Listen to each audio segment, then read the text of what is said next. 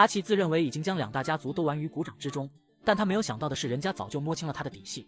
等利用完了他和范德林德邦，两大家族又对他们展开了疯狂的报复。先是西恩被格雷家的人一枪爆了头，紧接着布雷维斯特家又绑走了小杰克。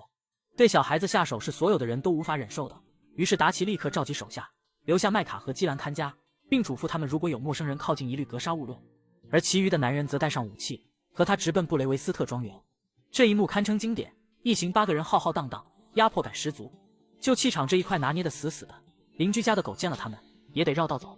达奇无所畏惧走在前面，他大声喊着让布雷维斯特家交出小杰克，而对方似乎也早有准备，他们荷枪实弹，严阵以待，威胁范德林德邦滚出他们的地盘。见对方敬酒不吃罚酒，达奇不再废话，直接开干。虽然达奇这边只有8个人，但他们个个都是世纪悍妇，他们的战斗力是对方想象不到的强，转眼之间就解决掉了门外的守卫，紧接着他们就占领了布雷维斯特庄园。战斗的声音惊动了外围的守卫，他们立刻赶来增援。范德林德邦转攻为守，眨眼的功夫就击溃全部的敌人。众人搜遍布雷维斯特庄园，找到了凯瑟琳，却见不到小杰克的身影。面对达奇的逼问，凯瑟琳一身傲骨，坚决不肯说出小杰克的下落。他是打心底里瞧不起达奇他们这帮乡巴佬。见达奇越是着急，凯瑟琳心里就越是痛快。但是凯瑟琳还是低估了达奇的心狠手辣。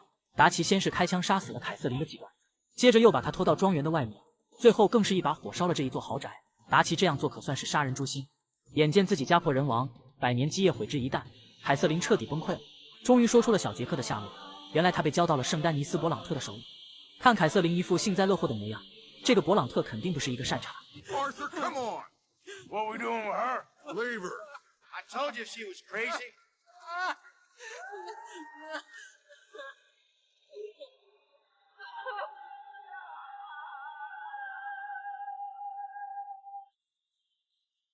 回到营地，几个人商量如何救出小杰克，然而因为不了解勃朗特的底细，一时之间想不出好的对策。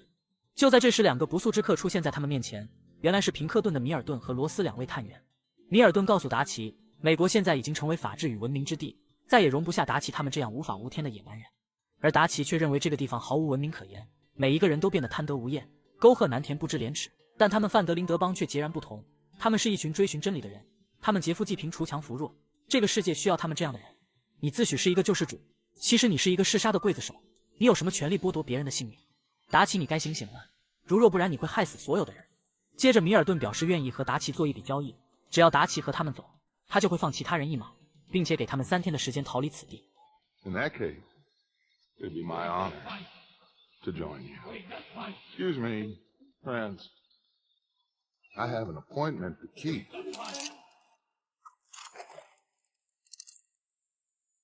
I think your new friend should leave now, Dutch. 眼见范德林德邦上下一心，绝不允许自己的老大被人带走，米尔顿只能放下狠话：你们这么做就是自寻死路，等下一次见到你们，你们全都得死。说完这话，米尔顿2个人转身离开。事已至此，营地已经暴露，帮派需要再一次转移。亚瑟忽然想起之前和兰尼抢军火的地方，那里是一个不错的藏身之地，于是达奇下达命令，让亚瑟和约翰前往查看一番，等确认安全后，帮派再整体转移。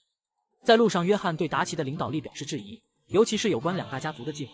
帮派不但没从其中得到任何的好处，反而使帮派置身危险的境地，现在已经距离起初的目标越来越远了。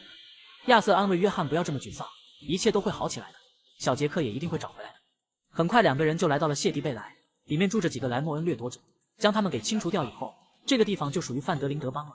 就这样，达奇带领帮派转移到了谢迪贝莱。达奇对于这个新的营地十分满意，他把安置营地的事情交给其他人以后，就让亚瑟和他一起去外面转一转。就在这时，茉莉喊住了达奇，想要和他单独的聊一聊，却被达奇给无情的拒绝了。亚瑟问达奇和茉莉2个人还好吗？达奇认为茉莉很不懂事，现在自己有太多重要的事情要处理，而他总是拿一些鸡毛蒜皮的事情来烦他。接着达奇把自己的想法告诉亚瑟，经过2大家族和平克顿侦探的事，他已经放弃了想要回到西部的想法。